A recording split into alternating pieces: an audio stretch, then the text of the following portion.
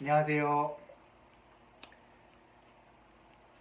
파이어스토어 카운터 두 번째 시간입니다. 네, 지난번 영상에서 제가 간단하게 파이어베이스, 파이어스토어의 카운트를 어, 하는 방법, 하는 팁, 뭐 이런 것들을 말씀을 드렸었어요. 어떤 게 있었는지 일단 한번 좀 리뷰를 한번 해볼게요. 이제 첫 번째 방법이 이제 전통적인 방법. 그냥 전체 도큐먼트를 읽어서 카운트를 하는 방법이었어요. 지난 영상에서 제가 예제로 드렸던 게 뭐였냐면 어, 블로그 글에 누군가가 좋아요를 누르면 이제 그 좋아요가 몇 개나 쌓였는지 카운트하는 방법 이런 예제 드렸었어요. 예. 그리고 또는 제가 몇 개의 글에 좋아요를 눌렀는지 카운트하는 방법 이런 것들을 예제로 드렸었는데 그럴 때 제가 그 어떤 블로그 글을 누를 때마다 누른 거에 대한 어떤 정보를 어떤 콜렉션에 넣어 놓고요. 다큐멘트를 하나씩 하나씩 쌓는 거예요. 그걸 카운트한다고 가정을 해보면 그 다큐멘트를 읽어서 다큐멘트가 몇 개인지 세면 그게 카운트가 되잖아요. 실제로 그런 식으로도 많이 쓰여요. 많이 쓰이고 그걸 카운트 할 수 있습니다. 이게 첫 번째 방법. 그 다음에 두 번째 방법은 뭐냐면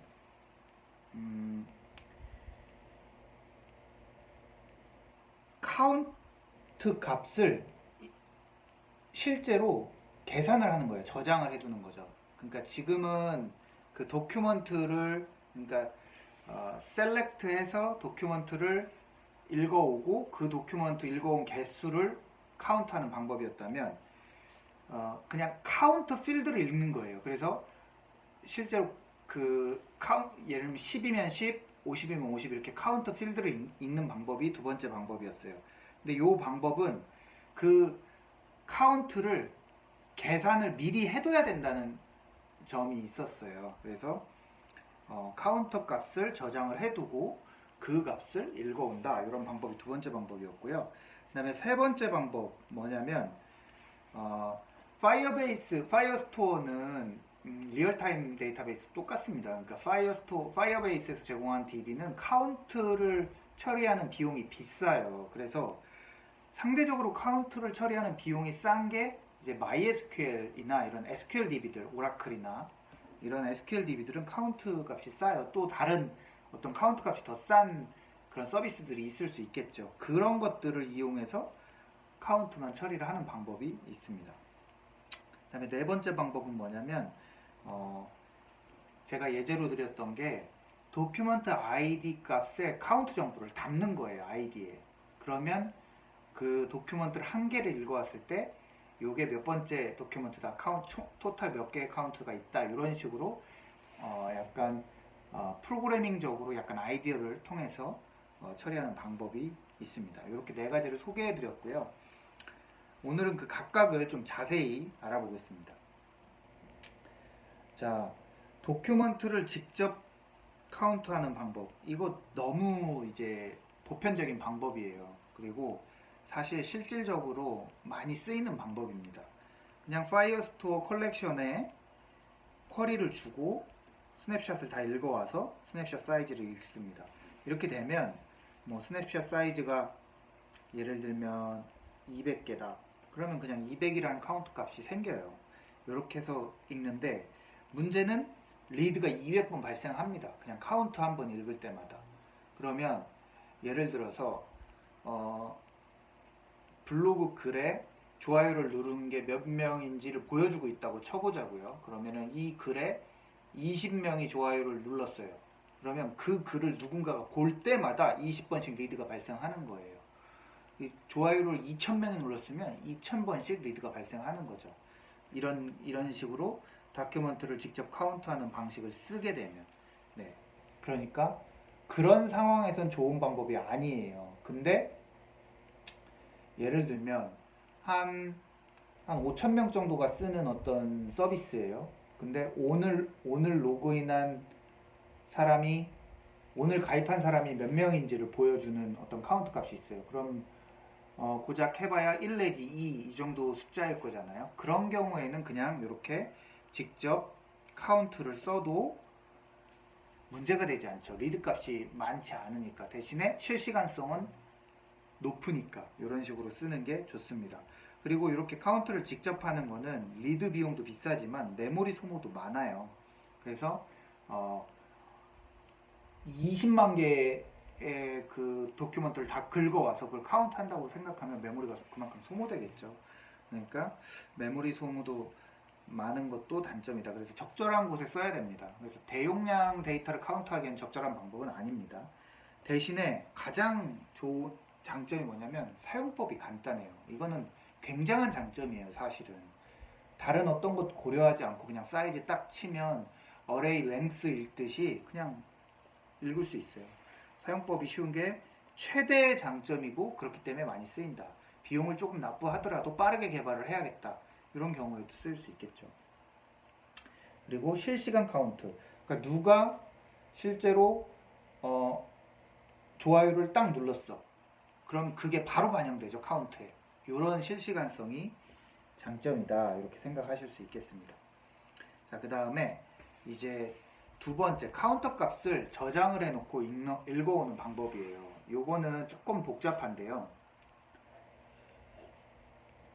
네.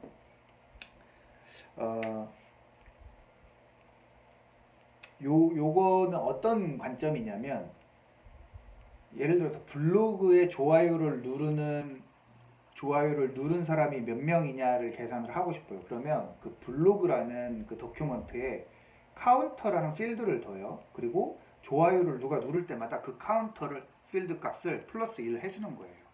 그러면 그 블로그 글을 보여줄 때 좋아요 누른 사람을 몇 명을 보여줄 때 리드가 필요 없잖아요. 블로그 글 안에 들어있는 정보니까. 이런 식으로 카운터라는 값을 여러 가지, 지금 말씀드린 건 예제예요. 여러 가지 방법으로 저장을 하는데 어쨌든 특정 위치에 카운터 값을 놓고 그거를 계산해서 놔둔 뒤에 읽을 때는 요 카운터 숫자만을 딱 읽어가는 정보, 그런 방법이 있어요. 그거를 제가 지금 5가지로 소개해 드릴 거예요. 이 그 블로그 지금 제가 읽어온 그 저자분도 이 5가지로 이렇게 정의를 해주셔서 제가 5가지로 가져왔어요. 네, 5가지가 있는데 뭐 대동소이합니다. 대동소이하고 중요한 거는 카운터 값을 저장해 놓고 저장된 카운터 값을 읽어간다. 이 컨셉입니다. 자, 첫 번째 0번 거부터 보겠습니다. 이게 제가 방금 말했던 그 예제예요. 독이 생성되거나 삭제된 어떤 시점에 카운터 값을 증감시키는 거. 그러니까 어떤 필드에 놔두고 그 카운터 값을 플러스 1 해주는 거죠. 또는 좋아요가 해지되면 마이너스 1 해주는 거예요. 요거는 리드가 아주 저렴해요. 그냥 인트 값 하나 읽어가는 거니까 5만 명이 좋아요를 클릭했다 치더라도 5만이라는 그 인트 값만 읽어가면 되잖아요. 그래서 리드 비용이 굉장히 저렴하다. 그런 게 장점이고요. 근데 얘 단점도 있어요. 뭐냐면 증감을 프로그래머가 직접 컨트롤 해줘야 돼요. 좋아요를 누를 때, 좋아요를 해지할 때마다 증감을 컨트롤 해줘야 되고, 이게 좋아요에만 관계 아주 단순한 거면 모르겠는데 여러 가지가 만약 엮여서 카운터가 계산이 되는 거라고 치면 그 곳곳에 다 카운터 증감하는 코딩을 넣어줘야 된다는 거예요. 물론 그것도 뭐 회피하는 방법들이 있겠습니다만 어쨌든 원칙적으로는 그렇게 해야 되는 거죠. 그럼 프로그래머가 한 명이서 할 때는 자기 논리대로 이렇게 계산을 하는데 자기는 그걸 신경 써서 하는데 100명이 같이 개발을 하고 있다고 쳐보죠. 누군가는 이걸 신경 안 쓸 거 아니에요. 그러면 카운터 값이 오차가 발생하기 시작해요. 그때부터. 그건 버그가 되겠죠. 작은 오차가 발생하기 시작하는데 그 오차가 좀 커지겠죠. 그러면 이 오류가 어떤 임팩을 주는지 상상할 수가 없는 거죠. 여러 가지 버그가 거기서 파생될 수 있는 거죠. 그게 치명적인 약점이에요. 치명적인 약점. 네. 치명적인 약점이지만 개념이 굉장히 단순하죠. 그래서 소형 서비스에서는 사실 굉장히 괜찮은 방법이다. 소형 서비스는 개발자도 많지 않고요. 코드도 복잡하지 않기 때문에 이 방법이 사실은 상당히 합리적인 방법이라고 생각이 듭니다. 그럼 두 번째는 어떻게 하는 방법이 있냐면 스케줄드 리프레시라고 하는데 특정 시간마다 카운트 값을 계산하는 거예요. 클라이언트 앱에서 그럴 수는 없고 백엔드를 두는 거죠. 그 파이어베이스는 그 구글 클라우드 펑션하고 연계가 돼 있어서 상당히 손쉽게 백엔드를 구축할 수 있어요. 그러면 이 백엔드에서 시간에 한 번씩 도큐먼트를 쫙 읽어요. 그래서 카운트 값을 만드는 거예요. 시간에 한 번씩 어떤 로직에 의해서. 그래서 블로그 글에 좋아요를 누른 애들을 한 시간에 한 번씩 쫙 카운트를 저장을 해 놓는 거예요. 한 시간에 블로그 그 좋아요를 누른 사람이 100명이면 그 100명을 읽어서 카운트를 저장을 해 놓는 거죠. 그러면 한 시간에 100번의 리드가 한 시간에 딱 1시간 단위로 100번의 리드가 발생을 해요. 근데 딱 100번의 리드가 발생을 한 뒤에 1000명의 사용자들이 이 페이지, 이 카운트 값을 가져가. 근데 요거는 이미 저장된 인트 값만 가져가기 때문에 1000명이든 10,000명이든 읽어가는 횟수는 비용이 그렇게 비싸지 않죠. 요걸 스케줄드 리프레시라고 표현을 했습니다. 네, 이렇게 하면 개발자가 그 카운트 값을 프로그래밍적으로 계산하지 않아도 되죠. 클라이언트 코드에서. 그것도 장점이에요.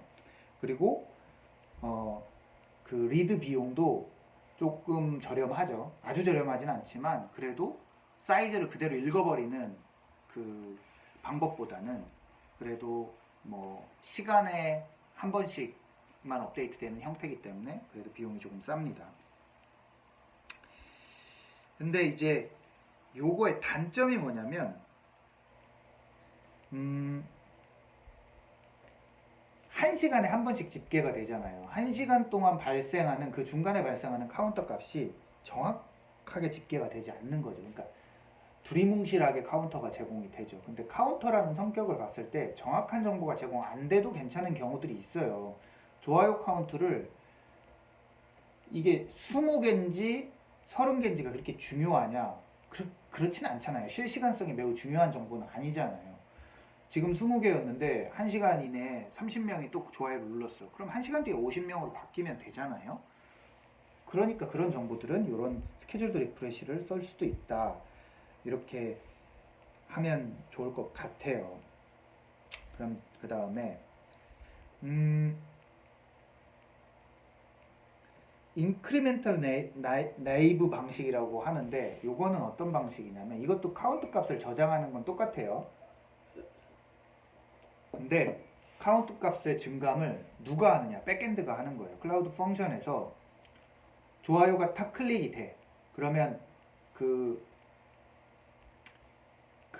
좋아요에 관련된 어떤 DB 변화가 생겨요. 예를 들면 그러면 카운트 트리 이게 그 백엔드가 그걸 감지해서 카운트 플러스 2를 자동으로 시키는 거죠. 트리거링에 의해서. 예, 파이어베이스는 이런 것도 제공을 해줍니다. 그래서 트리거에 따라 카운트를 증감하는 거죠. 그리고 그 증감된 카운트를 어떤 필드에 넣어놓고 카운터가 필요한 사람들은 그 필드를 읽어가는 거예요. 이거의 장점은 뭐냐면 프로그래머가 카운트를 계산하지 않아도 된다. 백엔드에서 알아서 플러스 마이너스를 시킨다. 이런 장점이 있어요. 네. 근데 이 단점이 또 있어요. 그 단점이 뭐가 있냐면 트리거가 발생하기까지 10초 정도 딜레이가 있을 수 있어요. 통상적으로는 즉시 발생하는데요. 통상적으로는. 근데 그게 보장되는 것은 아니에요. 그래서 10초 정도 딜레이가 가능성이 있다. 요거를 조금 생각하셔야 돼요. 이거는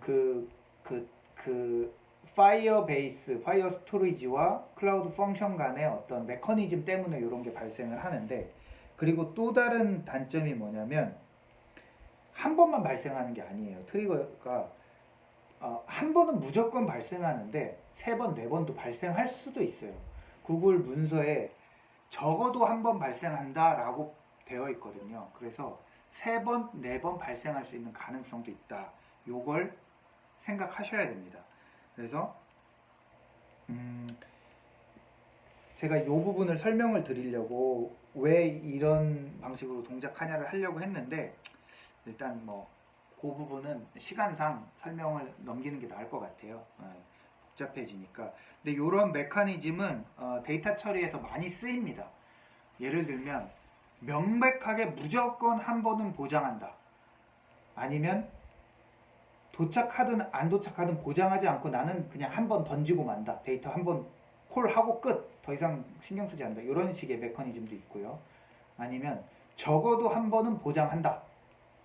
그래서 5번을 보내든 100번을 보내든 나는 한 번 도착하는 건 무조건 보장한다. 이런 식의 메커니즘도 있고 이렇게 데이터 처리의 그런 메커니즘이 있는데 그것에 의해서 지금 인크리멘털 나이브 방식은 4번이 발생할 수도 있다. 그렇게 되면 실제로 클릭은 한 번이었지만 4번의 카운트가 올라갈 가능성도 있잖아요. 이런 게 단점입니다. 자, 네 번째 방법. 인크리멘털 나이브 방식을 리어드저스트, 그러니까 수정한 거죠. 조정한 거죠. 네, 그 단점을 조정하는 건데 이건 뭐냐면 스케줄드 리프레시와 인크리멘털 레이블 두 개를 동시에 쓰는 거예요. 기본적으로는 어떤 액션이 발생할 때 트리거링이 되어서 카운트를 관리를 합니다. 관리를 하면 4번, 5번 제가 콜이 될 수도 있다고 했잖아요. 그럼 그냥 4번, 5번 콜을 올리는 거예요. 그리고 요거를 조정 작업을 1시간에 한 번씩 하는데 그거는 스케줄드 리프레시처럼 1시간에 한 번씩 그냥 전체를 다시 읽어서 카운트를 조정하는 거죠. 그러면 1시간에 한 번씩 오차 범위가 다시 좁혀졌다가 또 1시간 동안은 걔네들이 순차적으로 올라가고 콜이 여러 번 발생하면 또 오차가 발생하고 이렇게 리어드저스트 방법으로 하는 아이디어도 있습니다. 네, 그러니까 2.1의 방식과 2.2의 방식 두 개를 조합해서 그 중간쯤을 선택한 거죠. 네. 자, 그 다음에 인크리멘탈 디바운스 방법이 있는데 이건 뭐냐면 트리거링이 발생을 해요. 트리거링이 발생을 하는데 5번 발생했다고 쳐요. 그러면 이 5번 중에 내가 한 번 처리를 했어. 첫 번째 걸로 처리했어. 그럼 4개를 무시하는 코드를 백엔드에 넣는 거예요. 근데 5번이 발생했어. 첫 번째 거 못 받았고 또는 제대로 처리가 안 됐어. 두 번째 것도 못 받았고 처리가 안 됐어. 세 번째 거는 제대로 처리했어. 그러면 세 번째 거에서 카운트를 증가시키고 또 추가로 2번 발생했어. 이거는 그냥 무시하는 코드. 이런 식으로 프로그래밍적으로 백엔드에서 이걸 해결하는 겁니다. 트리거마다 키가 있기 때문에 이 키로 해결할 수도 있고 DB에 정보를 담아서 해결할 수도 있고 여러 가지가 있을 수 있겠죠. 네. 요거는 오차가 없어요. 그리고 스케줄도 리프레시 방식을 쓰지 않기 때문에 리드 비용도 상대적으로 좀 저렴하죠. 그 대신에 카운트 업데이트까지 딜레이가 발생할 수 있어요. 트리거가 발생하는 그 시간도 오차가 있는데 그 이벤트를 잡아내서 처리하는 그 부분도 시간이 딜레이가 있으니까 그런 딜레이까지 발생하면 아주 실시간성은 아닌 거예요. 그런 이런 문제점도 있을 수 있습니다. 하지만 선택할 수 있는 아이디어죠. 네. 그래서 이 카운터 값을 저장해 놓고 저장된 카운터 값을 읽어가는 방법으로 5가지 아이디어를 제가 설명을 드렸습니다. 그 다음에 세 번째 방법이 뭐냐면 이제 외부 서비스를 이용하는 거예요. 요거는 조금 사용해 볼 수 있는 방법인데 뭐냐면 자 파이어스토어 DB가 있고 MySQL DB가 있어요. 그러면 카운트 정보는 MySQL에 넣어놓는 거예요. MySQL은 그 카운트를 리드하는 비용이 싸니까 큰 데이터 읽을 때는 얘도 굉장한 고려들을 해야 됩니다. 하지만 어쨌든 상대적으로 파이어스토어보다는 싸요. 그래서 여기다가 저장을 해놓고 필요할 때 읽어가는 형태로 구조를 잡는 거죠. 이렇게 외부 서비스를 이용하면 카운트를 비용을 좀 상대적으로 저렴하게 할 수 있죠. 근데 이게 단점이 뭐냐면 요거는 한번 꼭 생각해 보셔야 되는데 구현이 복잡해요. 뭐냐면 DB 2개를 제가 구축해야 돼요. 네. 소형 서비스를 쓰는 사람들이 주로 파이어베이스를 쓰잖아요. 제가 알기론 그래요. 네. 대형 서비스 쓰시는 분들도 어떤 서비스 성격에 맞춰서 파이어베이스를 쓸 수 있겠지만 주로는 스타트업 개발자, 개인 개발자들이 파이어베이스 많이 쓰잖아요. 그런데 DB를 하나를 더 둔다? 이거는 조금 말이 안 되잖아요. 논리적으로는 말이 되는데 이게 그런 정도 사이즈의 개발을 하실 분들이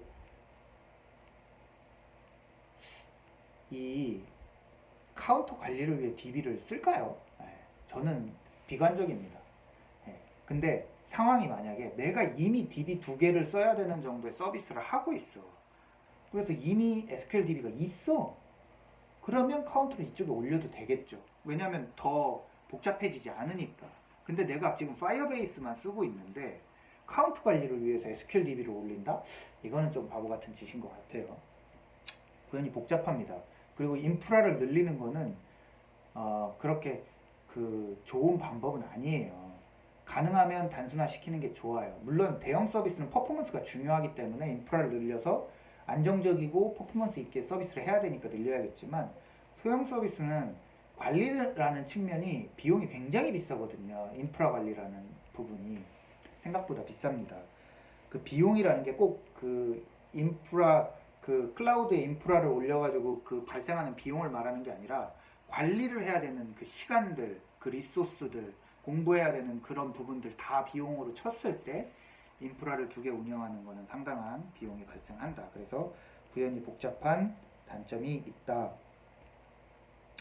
자, 그 다음에 4번은 요건 편법이고 팁이에요. 정석적인 방법은 아니라고 생각하는데 어떤 상황에서는 유용하게 쓰일 수 있어요. 카운트를 약간 프로그래머적인 아이디어를 내가지고 그냥 해결하는 거예요.